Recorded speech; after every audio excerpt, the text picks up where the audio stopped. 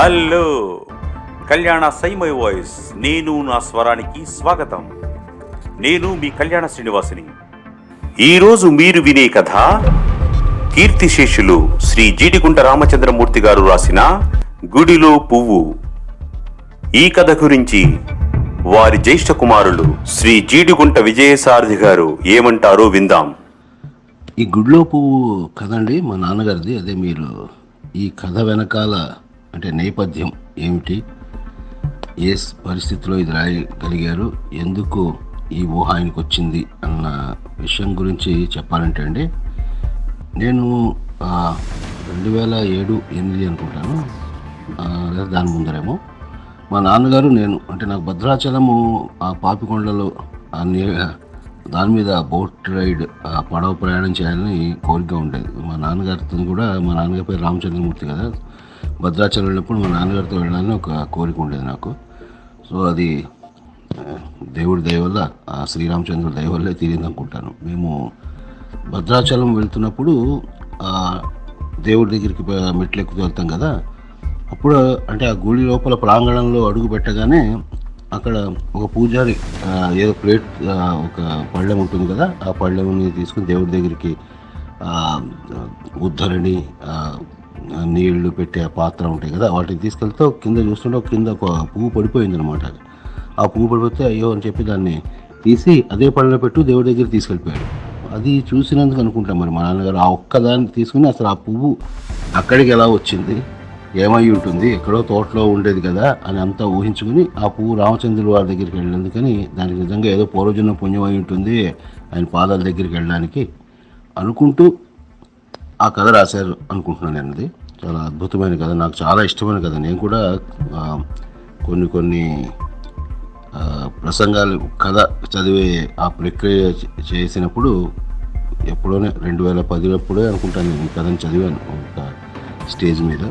అలాగే ఈ కథని మా తమ్ముడు కూడా చదివాడు అనుకుంటాను. మీరు కూడా చదువుతున్నారని తెలిసి చాలా ఆనందంగా ఉంది. మీకు నచ్చినందుకు కూడా చాలా సంతోషం. ధన్యవాదాలండి. శ్రీ జీడిగుంట రామచంద్రమూర్తి గారు తెలియని శ్రోత, పాఠకుడు ఉండడు. శ్రీ జీడిగుంట రామచంద్రమూర్తి గారు ప్రముఖ సాహితీవేత్త. రేడియో నాటకాలు రాయటం, వాటిలో నటించడం, కథలు, నాటికలు, నవలలు, సినిమాలకు సంభాషణలు, అనువాద వ్యాసాలు ఎన్నో వీరు చేయడం జరిగింది. ఆల్ ఇండియా రేడియో హైదరాబాద్ కేంద్రంలో 28 సంవత్సరాల పాటు వీరి సేవ అందించడం జరిగింది. ఆయన కుటుంబ నియంత్రణ విభాగంలో స్క్రిప్ట్ రచయితగా, తర్వాత నాటక విభాగంలో కార్యక్రమ నిర్వహణాధికారిగా పనిచేశారు. అప్పుడే దాదాపు 40 నాటికలు, నాటకాలని రాసి ప్రసారం చేయడం జరిగింది. ఆయన ప్రముఖ నిర్మాత దుక్కిపాటి మధుసూదన్ రావు గారు నిర్మించిన అమెరికా అబ్బాయి సినిమాకు కథ రాశారు. నిన్నటి కొడుకు కథలు, అసురుఘోష, ప్రేమ మిగిలింది, గోదానం, ఇలా మరెన్నో రచనలు చేయటం జరిగింది. రండి, కీర్తిశేషులు శ్రీ జీడిగుంట రామచంద్రమూర్తి గారు రాసిన కథ గుడిలో పువ్వు ఇప్పుడు విందాం.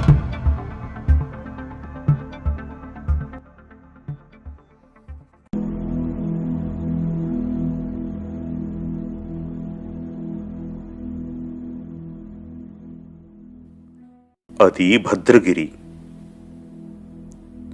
భద్రుని ప్రార్థనకు ప్రసన్నుడైన శ్రీమన్నారాయణుడు అతని కోరిక మేరకు చతుర్భుజాలు ధరించి వామాంకాన సీతను హత్తుకుని వామపార్శ్వాన లక్ష్మణుడు ఉండగా పశ్చిమాభిముఖుడై శ్రీ సీతారామచంద్రమూర్తిగా వెలసిన మహాపుణ్యక్షేత్రం.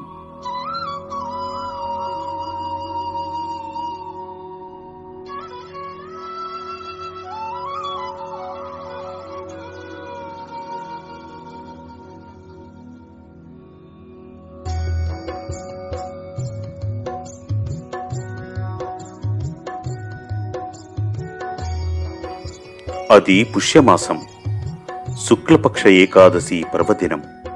వైకుంఠ ద్వారాలు తెరుచుకున్న శుభగడియలు. రాత్రి 11 గంటల సమయాన రామదాసుగా కీర్తింపబడిన భక్త శిఖామణి కంచర్ల గోపన్న ఆ పుణ్యక్షేత్రంలో నిర్మించిన రామాలయం దీపాల తోరణాలతో దేదీప్యమానమై అలరారుతోంది. గర్భగుడిలో పరివేష్టితులైన సీతారామ లక్ష్మణమూర్తులకు పవళింపు సేవ జరిపిన అర్చకులు తలుపులు మూసి గృహోన్ముఖులయ్యారు. ఆలయ ప్రాంగణంలోనూ పరిసరాల్లోనూ కూడా భక్తుల కలకలం సద్దుమణిగింది. ఆ రోజు తెల్లవారుజామునే నిద్రలేచి భక్తి ప్రపత్తులతో పవిత్ర మంత్రోచ్చాటనల మధ్య అర్చకులందించిన అభిషేకాది పూజలకు రవ్వంత అలసిపోయి అటుపై ఛత్రచామరాది దివ్యరాజలాంఛనాల నడుమ గరుడ వాహనంపై పురవీధుల్లో జరిపిన ఊరేగింపుకి అక్కడి భక్తుల తాకిడీకి మరింత సొలసిపోయిన శ్రీరామచంద్రుడు ఒకంతసేపు ప్రకృతి బుడిలో సేద తీరేందుకు సీతా సమేతుడై ఆలయ సమీపంలో ఉన్న పావన గౌతమి నదీ తీరానికి వచ్చాడు. దాశరథి రాకతో ఆ నదీమ తల్లి ఆహ్లాదభరితయై ఉప్పొంగిపోతూ ఆయన పాదాలు కడిగింది. నది లోపలి కెరటాలపై హేమంత ఋతువు వెన్నెల మరింత చల్లగా జాలువారుతూ మురిసిపోతోంది. ఆ వెండి వెన్నెల కాంతుల్లో తళతళా మెరిసిపోతున్న నదీ జలాలపై తన కళలనన్నింటినీ ప్రదర్శిస్తూ నింగిలోని చంద్రుడు రాగరంజితుడై సీతారాములకు నీరాజనాలు పలుకుతున్నాడు. అప్పటికి భద్రాద్రి యావత్తు నిద్రలోకి జారుకుంది. అంతటా నిశ్శబ్దం అలుముకుంది. ఆ నిశ్శబ్దాన్ని చీలుస్తూ పదమంజీరాలు కళ్ళు కళ్ళున సన్నటి సవ్వడి చేస్తుండగా జారిపోతున్న మేలి ముసుగును సవరించుకుంటూ శ్రీరాముని చెయ్యి పట్టుకుని సీతమ్మ తల్లి నదీ తీరం వెంబడి నెమ్మదిగా నడుస్తోంది. ఆమె పదాల చిరుపల్ల వింతలు వింటున్న భూమాత పుత్రికా గమన పరవశురాలై కనుల నిండా ఆనందాశ్రువులు నింపుకుంటోంది. చుట్టుపక్కల తోటల్లో అరవిరిసిన బంతులు చేమంతులు తమ సుగంధ పరిమళాలతో ఆ లక్ష్మీనారాయణ స్వరూపాలకు సుస్వాగతం పలుకుతున్నాయి.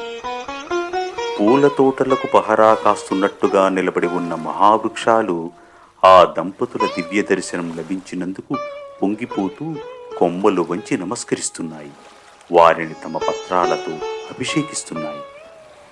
అక్కడి పరిసరాన్ని తదేకంగా పరికిస్తూ ఆ ప్రకృతి సౌందర్యాన్ని తనివి తీరా ఆస్వాదిస్తూనే చాలాసేపు నడిచి వారిద్దరూ నది ఒడ్డున ఉన్న ఓ ఇసుక తిన్న చేరుకుని దానిపై ఆసీనులయ్యారు. ఈరోజు ఎంతో సుదినం. శ్రీరాముని సరసని కూర్చున్న జానకీమాత ఆయన వక్షస్థలంపై తలవాల్చి అడమేట్పు కన్నులతో ఆ స్వామిని చూస్తూ అంది, అవును సీత, ఈరోజు వైకుంఠ ఏకాదశి కదా, మహాపర్వదినం మరి. స్వర్ణకాంతులేనుతున్న ఆమె కపోలాలను సుతారంగా స్పృశిస్తూ అన్నాడు శ్రీరామచంద్రుడు.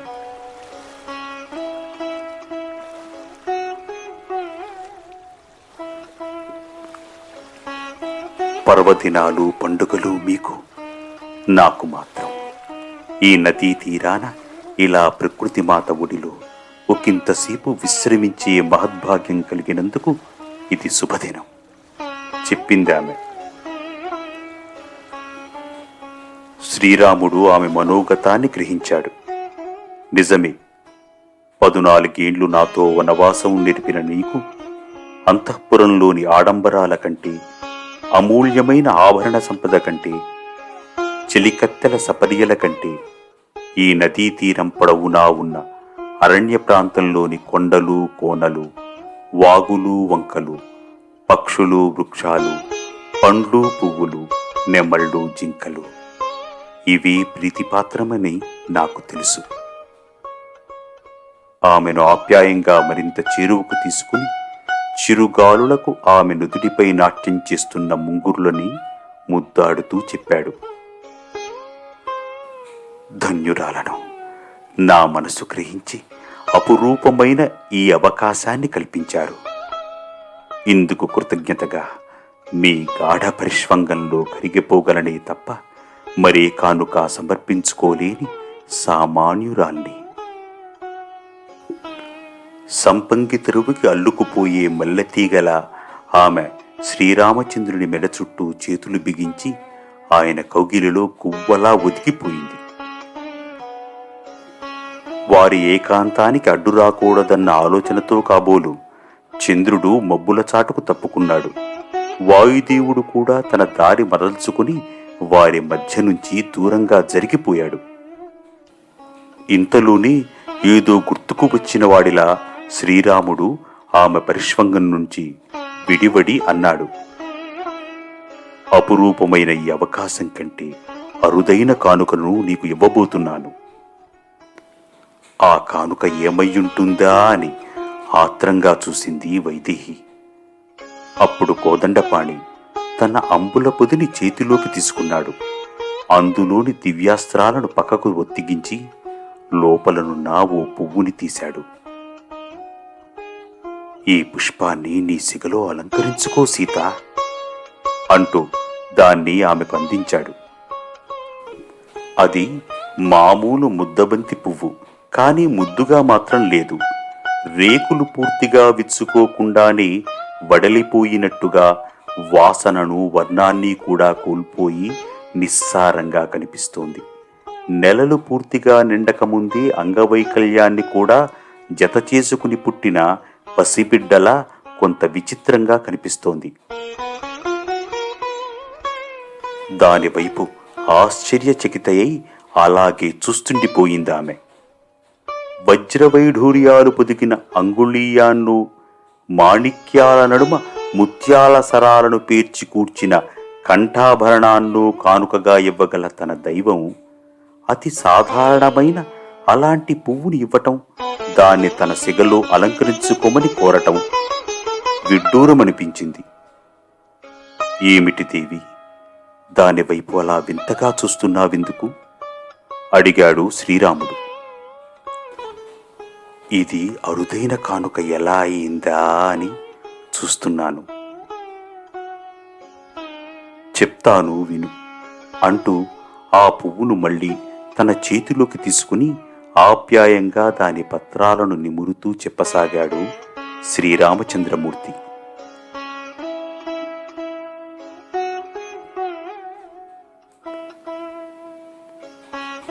ఈ నదీ తీరానికి సమీపంలో ఓ పూల తోట ఉంది. బంతి, చామంతి, మల్లె, మందార పూల చెట్లతో తోటంతా ఎప్పుడూ పరిమళిస్తూ ఉంటుంది. ఆ తోటలోని ఓ చెట్టుకు పూసిన పువ్వు ఇది. ప్రతిరోజు ఆ చెట్టు కొమ్మలకు కొన్ని మొగ్గలు పుట్టుకొస్తుంటాయి. ఆ మొగ్గలన్నీ 2-3 రోజుల్లోనే పువ్వులే వికసిస్తుంటాయి. వాటన్నింటినీ తోటమాలి ఎప్పటికప్పుడు కోసి తన భార్యతో మాలలల్లించి నా ఆలయ ప్రాంగణంలో అమ్మిస్తుంటాడు. గుడికి వచ్చే భక్తులు కొందరు ఆ మాలల్ని కొని మన విగ్రహాలకు అలంకరింపచేస్తుంటారు. ఇంకొందరు స్త్రీలు ఆ మాలల్ని విడదీసి అందులోని పూలను తమ జడల్లో తురుముకుంటారు. అయితే ఆ అవకాశం, అదృష్టం ఈ పువ్వుకి దొరకలేదు. ఆ చెట్టుకి ఈ పువ్వు పుట్టడమే జవజీవాలు కోల్పోయిన దానిలా పుట్టింది. 2-3 రోజులు గడిచినా రెక్కలు విప్పుకుని పూర్తిగా వికసించలేకపోయింది. తనతో పాటే పుట్టుకొచ్చిన పువ్వులన్నీ పసిడి కాంతులీనుతూ విరిసిపోయి పరిమళాల్ని కురిపిస్తూ తోటమాలి దృష్టిలో పడటం, అటుపై అవన్నీ మాలలై తమ జన్మను సార్థకం చేసుకోవటం ఈ పువ్వు గమనించి ఆ అదృష్టం తనకు రానందుకు ఎంతో చింతించేది.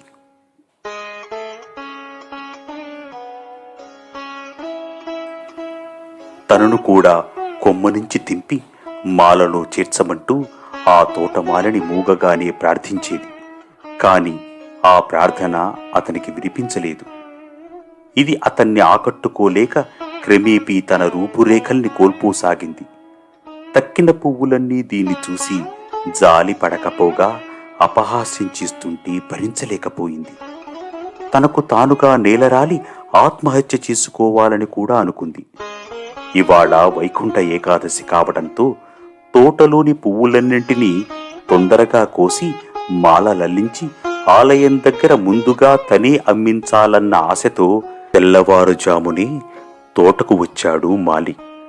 ఆ చీకట్లో ఈ పువ్వు ఎంతగా విరిసిందో కూడా చూడక గబగబా చెట్లనున్న పూలనన్నింటినీ తెంచి బుట్టలో వేసుకున్నాడు. అప్పుడే ఇది కూడా అతని బుట్టలో చేరుకుంది. తరువాత అతని భార్య అల్లిన ఒక మాలలో మధ్యన ఉతికిపోయింది. జీవితపు ఆఖరి నిమిషాల్లోనైనా తన పుట్టుకకు పరమార్థం చేకూరిందని ఎంతో సంబరపడిపోయింది.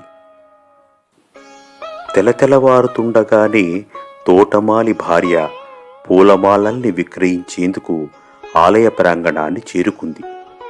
వచ్చిన గంట వ్యవధిలోనే ఆమె బుట్టలోని మాలలు చాలా వరకు అమ్ముడైపోయాయి. ఈ పువ్వుని కూర్చిన దండ మాత్రం చాలాసేపు అలాగే ఉండిపోయింది. అందులో ఉసూరుమంటూ కనిపిస్తున్న ఈ పువ్వును చూసి ఎవరూ కొనకుండానే పక్కన పెడుతున్నారు. దిష్టి బొమ్మలా మన మధ్యనే చేరింది, దీనివల్ల మనక్కూడా మోక్షం లేకుండా పోతోంది అంటూ దండలోని తక్కిన పువ్వును దీన్ని ఈసడించుకున్నాయి. సరిగ్గా ఆ సమయంలోనే ఓ వృద్ధుడు హడావిడిగా ఆలయంలోకి వెడుతూ ఆ పూలమాలను కొన్నాడు. నా నామస్మరణ చేస్తూ భక్తజన సందోహం వెంట వరుసలో నడుస్తూ గర్భగుడి ముందుకు వచ్చాడు. ఒకవైపు మంత్రోచ్చారణ చేస్తూనే గుడిలో పూజారి మరోవైపు భక్తులిచ్చే మాలల్ని అందుకుంటూ వాటిని మనకు అలంకరిస్తున్నాడు. అదిగో అప్పుడే, అలా అందుకుంటున్నప్పుడే అసలే నిస్సత్తువుగా ఉన్న ఈ పువ్వు ఆ విసురికి, అప్పటి తాకిడీకి తట్టుకోలేక అక్కడే గర్భగుడి ముందు నేలపై రాలిపోయింది. పూజారి గమనించలేకపోయాడు. పైగా అటూ ఇటూ నడుస్తున్నప్పుడు ఆ పువ్వు మీద అడుగులు వేస్తున్నాడు. ఆ భారాన్ని, బాధని తట్టుకోలేక విలవిల్లాడిపోయింది ఈ పువ్వు. ఎలాగో ఊపిరి బిగపట్టుకునే ప్రయత్నం చేసింది. అంతలోనే అక్కడ నిలబడి ఉన్న ఓ భక్తుడు దీన్ని చూశాడు. అయ్యో, పువ్వుని తొక్కేస్తున్నారు స్వామి అంటూ పూజారిని మందలించి దీన్ని తన చేతిలోకి తీసుకుని పక్కనే ఉన్న కుళాయి దగ్గరకు తీసుకువెళ్ళి దీని పత్రాల్ని నీటితో శుద్ధి చేసి కొత్త ఊపిరి పోశాడు. తరువాత మళ్లీ తీసుకువచ్చి నా పాదాల మీద ఉంచాడు. చెప్పటం ఆపి ఆ పుష్పాన్ని తిరిగి ఆమెకు అందించాడు శ్రీరాముడు. పోన్లేండి, ఈ చిట్టి తల్లి ఆశ నెరవేరింది అంటూ దాన్ని తన అరచేతిలో ఉంచుకుని ముద్దాడింది సీతమ్మ. అప్పుడు ఆ పువ్వు నన్ను ఏమని ప్రార్థించిందో తెలుసా జానకి? అటే చూస్తూ అడిగాడు మళ్ళీ. ఏమని ప్రార్థించింది? బొడ్డు కోయకుండానే తనువు చాలించే పసిబిడ్డలా చెట్టు కొమ్మ నుంచి విడివడకుండానే నా జీవితం ముగిసిపోతుందేమోనని తల్లడల్లిపోయాను స్వామి. అలాంటి నేను ఎలాగో ఓ మాలలో చేరి నీ కంఠసీమను అలంకరించి నీ స్పర్శతో తరించబోతున్నానని సంతోషంతో ఉక్కిరిబిక్కిరయ్యాను. తీరా ఆలయంలోకి వచ్చాక గర్భగుడిలోకైనా రాలేక కింద పడిపోయాను. అయినా నీ కనుల ముందు తనువు చాలించబోతున్నాననుకుంటూ సంతృప్తి చెందాను. ఈ చివరి క్షణాల్లో కొన ఊపిరితో కుట్టుమిట్టాడుతున్న తరుణంలో ఆ భక్తుడెవరో నన్ను చూసి జాలిపడి నీ దగ్గరకు చేర్చాడు. ఇంతకు మించిన అదృష్టం నాకు అవసరం లేదు. కాని నన్ను నీ పాద సన్నిధికి చేర్చిన ఆ భక్తుడెవరో ఒకసారి గమనించు. అతని కోరిక తీర్చు, అతనికి ముక్తి ప్రసాదించు అంటూ కన్నుల నిండా నీరు నింపుకుని తుది శ్వాస విడిచింది. శ్రీరాముడు చెప్పిన కథ యావత్తూ విన్న తరువాత సీతమ్మ తల్లి కళ్ళు చెమ్మగిల్లాయి. చేతిలో ఉన్న పువ్వును తన హృదయానికి గాఢంగా అద్దుకుంది. ఆహా, దీని మనసెంత గొప్పదో కదా! తాను మోక్షాన్ని ఆశించకుండా మరుజన్మలో మంచి పుట్టుకిమ్మను, మానవ జన్మను ప్రసాదించమనో కోరుకోకుండా నిస్వార్థ బుద్ధితో ఆ భక్తుడెవరికో ముక్తినివ్వమంటూ ప్రార్థించిన దీని జన్మధన్యం కావాలి. పరమపావనమైన మీ పాదస్పర్శతో పునీతమై ఈ పువ్వు నిజంగానే నాకు అరుదైన కానుక అంటూ దాన్ని తన సిగలో అలంకరించుకుందామే. అంతే, ఆ క్షణాన అక్కడ పరిసరాలన్నీ దివ్య తేజస్సుతో వెలిగిపోయాయి. జీవరహితమైన ఆ పువ్వు సీతమ్మ తల్లి సిగలో 1000 రేకులు విప్పుకుని దగద్దగాయమానంగా మెరిసిపోతూ సువర్ణ మంత్రపుష్పమై భాసించింది.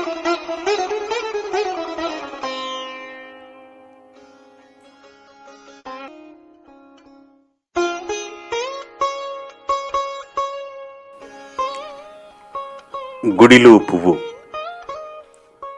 శ్రీ జీడిగుంట రామచంద్రమూర్తి గారు రాసిన కథ మీరు విన్నారు. ఇలాంటి మరిన్ని మంచి కథలు, మంచి కార్యక్రమాలు మీరు వినాలి అంటే కళ్యాణ సైమయ వాయిస్ నేను నా స్వరం తప్పకుండా Google podcast, Apple podcast, Spotify, యూట్యూబ్లో ఫాలో అవ్వండి. సబ్స్క్రైబ్ చేసుకోండి, లైక్ చేయండి. ధన్యవాదాలు. నమస్కారం.